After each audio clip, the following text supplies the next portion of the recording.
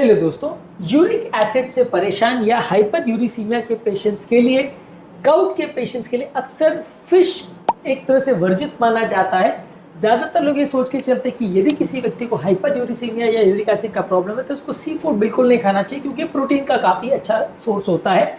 लेकिन क्योंकि इस तरह के पेशेंट में ज़्यादा प्रोटीन वाली चीज़ें खाने से यूरिक एसिड बढ़ता है, तो ज़्यादातर हाइपर यूरिसीमिया वाले पेशेंट्स को सी फूड बिल्कुल नहीं खाना चाहिए। लेकिन ये पूरी तरह से सच नहीं है। कुछ सावधानी के साथ यदि हम इसको प्रिपेयर करते हैं तो ज़्यादातर हाइपर यूरिसीमिया वाले पेशेंट्स भी फिश या सी फूड खा सकते हैं और बिना नुकसान किए खा सकते हैं। इनफैक्ट कुछ केसेस में ये फ़ायदा भी कर सकता है, बॉडी के इन्फ्लेमेशन को कम करने में भी मदद कर सकता है। इसलिए आज हम बात करेंगे हाइपर यूरिसीमिक पेशेंट्स में सी फूड खाने के संदर्भ में क्या इंपॉर्टेंट प्रिकॉशंस है, क्या चीज़ों का ध्यान रखना चाहिए। टॉपिक पर जाने से पहले जो लोग हमारे चैनल पर नए हैं उन्हें रिक्वेस्ट करूंगा कि चैनल को सब्सक्राइब करें। हमारे चैनल का पर्पस है हेल्थ एजुकेशन के द्वारा आपको हेल्दी बनाना, और इस मिशन में आप हमारे सहभागी बन सकते हैं। चैनल को सब्सक्राइब करके, वीडियोस को लाइक करके, कंटेंट्स को शेयर करके, टॉपिक के दौरान कुछ इंटरेस्टिंग साइंटिफिक फैक्ट्स, कुछ प्रैक्टिकल यूटिलिटी की बातें, कुछ हमारे एक्सपीरियंस की बातें और हमारा वर्डिक्ट भी आपको बताऊँगा। इसलिए बने रहिए हमारे साथ एंड तक। चलिए शुरू करते हैं हमारे साथ ये हेल्थ का सफर। क्या आपके परिवार में किसी को यूरिक एसिड का प्रॉब्लम है और वो सी फूड पसंद करता है? कमेंट सेक्शन में लिखकर हमें बताएं। ज़्यादातर सी फूड में प्यूरिन्स होते हैं और ये प्यूरिन्स जब बॉडी में ब्रेक डाउन करते हैं तो यूरिक एसिड बढ़ाते हैं। जब ये यूरिक एसिड क्रिस्टल्स आपके जॉइंट में जमा हो जाते हैं तो पेन और सूजन बढ़ जाता है। कुछ सी फूड में प्यूरिन्स ज़्यादा होते हैं, इसलिए आपको उनको अवॉइड करना चाहिए। तो अब बात करते हैं कौन कौन से सी फूड में प्यूरिन ज़्यादा होता है। इस मामले में शेल फिश जैसे prawns, lobsters, crabs, oysters, muscles और स्कैलॉप्स, इसमें प्यूरिन कंटेंट बहुत ज़्यादा होता है। 100 ग्राम इस तरह के फूड प्रोडक्ट्स में 150 से 350 मिलीग्राम यूरिक एसिड बनाने वाले प्यूरिन्स होते हैं। इसके अलावा छोटी स्मॉल ऑयली फिशेस यदि आप लेते हैं जैसे एंकोवीज, सार्डिन्स, मैकरल और हेरिंग फिश, इसमें प्यूरिन कंटेंट बहुत ज़्यादा होता है और न्यूक्लिक एसिड कंटेंट भी ज़्यादा होता है। इसके अलावा ड्राई कीवी फिश, और अगर फिश का आप सॉस लेते हो जैसे स्टॉक फिश, ड्राइड श्रिम्प और एंकोवी पेस्ट, इसमें काफ़ी कॉन्सेंट्रेटेड प्यूरिन्स हो सकते हैं। और फिश के यदि आप एग्स लेते हैं जैसे कैवियार या रोई बोलते हैं, इसमें भी प्यूरिन कंटेंट काफ़ी ज़्यादा होता है। ये सारे चीज़ें यदि आप ज़्यादा मात्रा में खाते हो तो आपके ग्राउट के फ्लेयर्स बढ़ा सकता है, हाइपर यूरिसीमिया कर सकता है। तो आपको इनको पूरी तरह से अवॉइड करना है, क्योंकि ये high purine rich food products होते हैं। अब बात करते हैं कौन कौन से फूड प्रोडक्ट्स कभी कभार लिए जा सकते हैं जिसमें थोड़ी मात्रा में प्यूरिन्स है। थोड़ी मात्रा में प्यूरिन होता है पॉम्फ्रेट, रोहू, काटला, टिलापिया, कॉड और सोल फिश में। इसमें आप अगर 60 से 80 ग्राम हफ्ते में 1 या 2 बार खाते हैं तो ये आपके यूरिक एसिड लेवल्स को उतना नहीं बिगाड़ेगा। सैल्मन और ट्राउट जैसे फैटी फिशेस यदि आप 80 से 100 ग्राम एक हफ्ते में 1 बार खाते हैं तो ये आपके यूरिक एसिड को उतना नहीं बिगाड़ेगा। लेकिन इसमें आपको ध्यान रखना है, फ्रेश और लीन फिश ले और इसको हेल्दी वे में, लो फैट वे में कुक करें तो ये कंपैरेटिवली ज़्यादा हेल्दी होगा। पर इनको आप फिर भी खा सकते हैं, ये पूरी तरह से वर्जित नहीं है। आप फिश फूड या सी फूड बना रहे हो तो कुक करते समय आपको क्या क्या चीज़ों का ध्यान रखना चाहिए ताकि यूरिक एसिड कंटेंट ना बढ़े। सबसे पहले ये सारे सी फूड प्रोडक्ट्स को आपको बॉयल और स्टीम करना है, और जो पानी में आपने ये कुक किया है या बॉयल किया उसको डिस्कार्ड कर दीजिए, उसमें कुछ हद तक प्यूरिन जो है वो निकल जाते हैं। इसके अलावा अगर आप फिश या शेल फिश का सूप या ब्रॉथ ले रहे हैं तो उसमें कॉन्सेंट्रेटेड प्यूरिन्स हो सकते हैं, तो उसको अवॉइड करिए।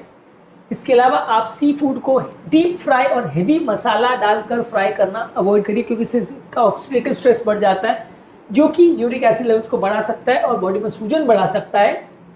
इसमें लेमन यानी नींबू, गार्लिक यानी लहसुन, टर्मरिक यानी हल्दी और हर्ब्स का प्रयोग करें। इसका माइल्ड एंटी इन्फ्लेमेटरी इफेक्ट होता है और ये आपके बॉडी के यूरिक एसिड लेवल्स और इन्फ्लेमेशन लेवल्स को कम करने में मदद कर सकता है।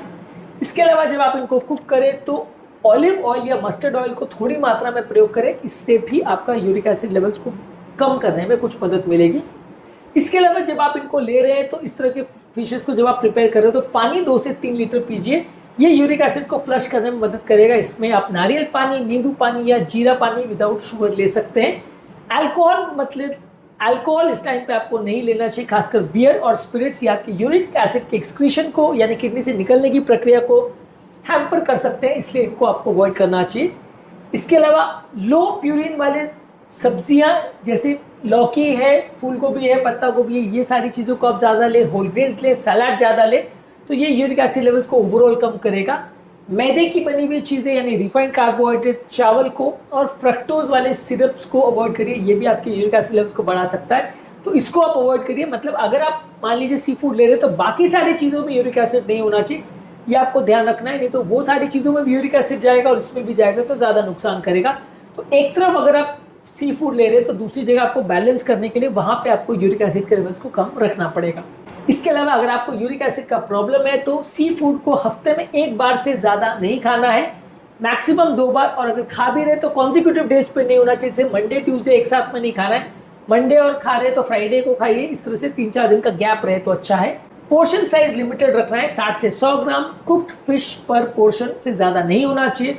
और यदि आपको एक्टिव गाउट का अटैक है तो सारे सी फूड को अवॉइड करिए। इसके अलावा विटामिन सी वाले फूड प्रोडक्ट जैसे आंवला, नींबू और अमरूद को ज़्यादा मात्रा में खाइए। ये आपकी यूरिक एसिड एक्सक्रीशन को बढ़ाते हैं। तो विटामिन सी के सप्लीमेंट्स ले सकते हैं, विटामिन सी को खाद्य पदार्थों में ले सकते हैं, ये आपको फायदा करेगा यदि आपको यूरिक एसिड का प्रॉब्लम है। इसके अलावा चेरी, हल्दी, अदरक और सेलेरी, इनको आप रेगुलरली ले सकते हैं, ये आपके सूजन और इन्फ्लेमेशन को कम करेगा। इस तरह के मसाले और खाद्य पदार्थों को लेने से आपकी बॉडी की ओवरऑल सूजन कम होगी।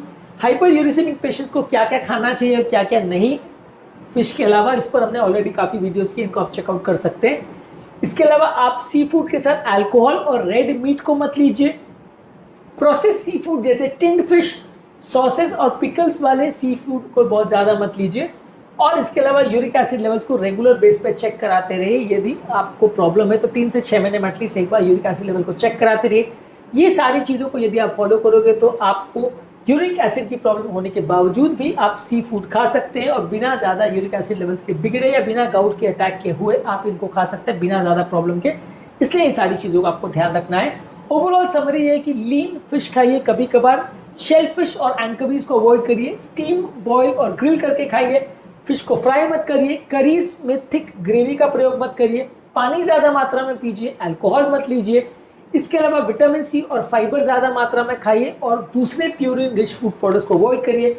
ये इस मामले में हमारा फाइनल प्रैक्टिकल यूटिलिटी टिप्स है जिसको आपको फॉलो करना चाहिए यदि आपको यूरिक एसिड का प्रॉब्लम है और सी फूड खाना चाहते हैं तो। क्या इस मामले में अब आपके विचार बदले हैं और अब आप यूरिक एसिड वाले पेशेंट्स सी फूड खाना को सेफ मानते हैं?